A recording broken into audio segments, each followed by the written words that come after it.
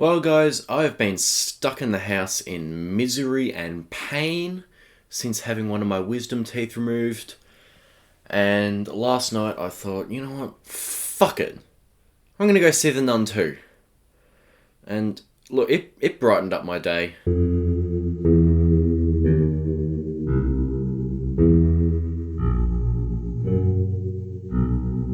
What's going on, everyone, and welcome to my review of the Nun II.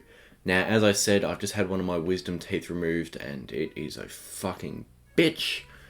So, if that's why I'm a little bit flat, it's why, because it's a little bit sore. But anyway, the Nun II. I recently watched the first Nun in preparation for this film.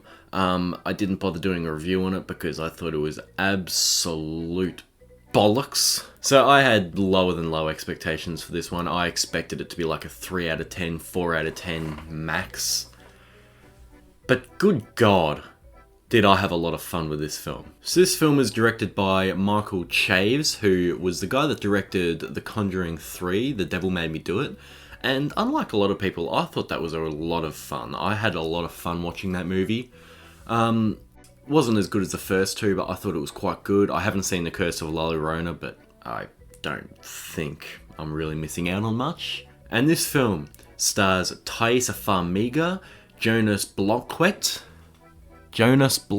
I'm sorry, I fucked that up, I know I did. Storm Reed and Bonnie Aarons. 4 years after the events at the Abbey of St. Carter, Sister Irene returns once again and comes face to face with the demonic force Valak, the Nun. So as I said, I had complete and just no real hope or faith in this film whatsoever. I heard a couple of people say it was like, a big step above the original and it was a lot better. But then I heard most people say, no, it's the same old shit. And maybe it's just because I've been in a shitty mood. This film delivered exactly what I needed. And this is going to sound hyperbolic, but this kind of movie is the reason I love movies. Well, as it says in my thumbnail, this is complete and utter nonsense. But I had so much fun with it. And that's the most important part of films for me. I think that the acting in this film significantly improved from the first. Now, a lot of that has to do with actual characterizations. So you have Thaisa Farmiga, who's Sister Irene, the lead character. She was just so bland in the first movie, and it was just... But I thought she was really damn good in this film. She really had a lot more to do. It's like the first film, she was just kind of trapped in the big gothic castle, and it was just, a series of shitty jump scares that you could see coming from a mile away. But this film, you've kind of got a bit of almost a globe-trotting vibe. You're going around, she's researching the evil and stuff like that, trying to figure out what's going on. You learn a little bit more about her past, not really much at all. Like, it's not like anything groundbreaking, but it's nice to have a bit more characterization there. I think Jonas Bloquet as Maurice was, again, significantly better in this film. Like, in the first film, he was just standing around, and I just thought it was funny because he looks like Chris Martin from Coldplay. I was like, Chris Martin getting scared about big nuns. I don't know why I found that funny, but I did. I was bored shitless. I was trying to find anything amusing about that movie. But in this film, he has a lot more to do, and I really liked where they took his character.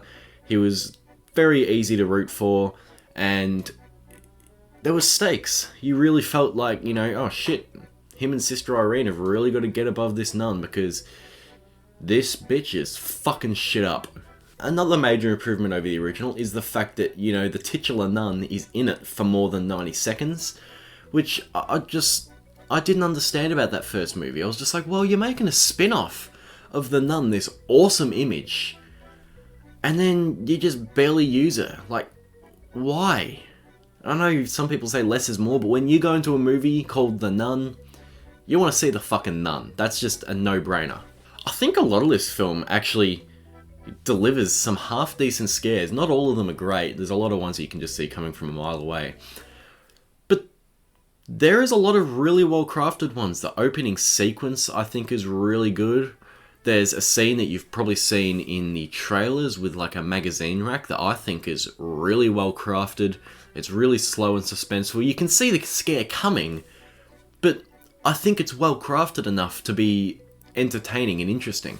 I really loved that this film actually took some risks and did some things that a lot of films would consider taboo, especially for a PG-13 horror film. There was a lot of blood in this, a lot of people fucking die, so it's good for all you fans of carnage candy such as myself. This film gets a little bit of that. And I really appreciate when films don't hold back. They don't, they aren't scared to put vulnerable people in danger. It really raises the stakes and the intensity a bit. And most of all, it didn't take itself seriously at all. The first film was just dead serious, no personality, just no life to it. It was just boring, it was just quiet, and then just bang, jump out of nowhere, jump scare. This film is just so different to that, and it's all for the better. Like, there are just some parts in this film where you're watching it, and you can't take any of it seriously. For a quick example, about halfway through this film, Storm Reed's character, she tries to body slam the nun. I don't know, like, what she thought was going to happen. I don't know why she thought that would succeed. But I was watching it was a pretty crowded theatre, and I was just looking around, I was like, no one else is laughing, and I was just sitting there just holding my nose, trying not to piss my pants. And I was like, guys, this chick tried to body slam the nun. What's going on? And from that moment onwards until the end credits, this film did not hold any bars. It went loose, it went silly. There's a kind of... Fuck me. How do I say this? There's a big goat mural kind of thing on the stained glass in the chapel. And yeah, that goes pretty far. And not only does it go far in actually being like humorous and silly, it's actually kind of creepy. Like, it actually kind of is like, oh, that's fucking weird. Like, if you see that kind of shit running around in the dark, you're gonna shit your pants. And that's the thing. I think that this film, where the original film tried and this film succeeds, is the use of darkness and shadows. The first film was kind of like you're just waiting for something to appear. Like, yeah, come on. But in this film, you see something, and then it pops off into the shadows, and then it's the wait for it to reappear, because you know that thing is there and it's going to cause just a bunch of chaos. And I think that the tension building in this film is a lot better than the first. As I already said, there is a lot of blood in this movie.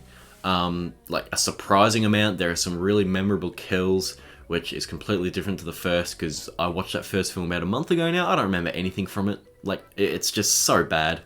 But this film, I think, as kind of average as it is for a lot of it, there are some really memorable moments that I really appreciated. Now, that's not to say that this film is a complete knockout. Like, it's not, a Megan or a Malignant or something like that, where it's just completely balls out wacky for the whole thing and you just love every minute of it. There is a lot of shit in here as well. There's kind of just some moments where the characters are trying to, search and find backstory about the nun, and it's kind of just a bunch of random stuff thrown out. Like, there's this item that the nun wants, and you're like, okay, well, why does the nun want that? And it's like, yeah, okay, here's a quick explanation. Okay, whatever. There's potential about the nun actually being a fallen angel, and it's like, okay, well, let's have a little bit more of a look at that. No, they just kind of mention it. And this film is 2 hours long. Doesn't need to be. I reckon it could have been a really good 90-minute film, because there is just a lot of setting up situations that don't really go anywhere in the first act of this film. The character portrayed by Storm Reed, I liked her, but she's barely, got anything to do, which is a shame, because I really liked her, but she's kind of just there for the most of it. She's definitely a lot of fun, but I wish she actually had more to do. I wish there was more characterization given to her rather than just kind of being there and being, you know, a bit sassy and silly and, you know, body slamming the fucking nun. That was hilarious. That was the best part of the movie by far. But yeah, no, she doesn't get a lot to do. There was kind of like a bit of a brewing romance between Maurice and one of these teachers that you kind of get introduced to pretty early. It's pretty piss weak. Like, there's not really a lot going for it. But really, with the mood that I've been in, I've just been at home like, oh, it's hurting me. I was like, fuck it. I'm getting out, I'm going to see The Nun II. And this sounds ridiculous. I already said it earlier, but this is the reason I come to movies. For the entire last 40 minutes of this movie, I forgot about everything. I forgot about the pain in my jaw. Nothing mattered. I was just watching the nun fuck some people up. I was watching blood go everywhere. The music in this film was another thing that I loved. I really loved that it was really booming and ridiculous and over the top, and it was just like, yeah, this is a lot of fun. So yeah, overall, it's not great. It has a lot of fun moments. There's probably about 40 minutes out of this 2-hour film that I really, really enjoyed. Everything else I could kind of take or leave. But those 40 minutes are good enough for me to recommend it, that you give it a shot, because I seriously do think if you're in the mood for some campy horror, if you're in the mood for an upgrade over the original, I think you're going to have fun with this. I'm going to give The Nun II 3 stars.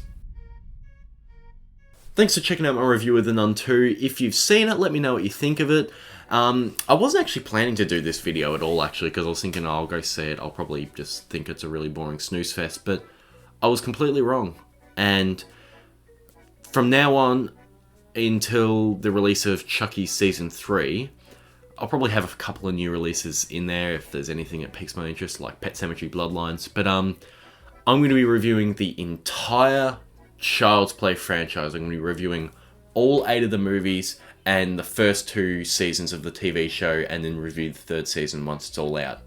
And I cannot wait to talk about that with you. And I'll have my review of the first Child's Play up pretty shortly, within the next couple of days. So I'll see you all later for that. Bye.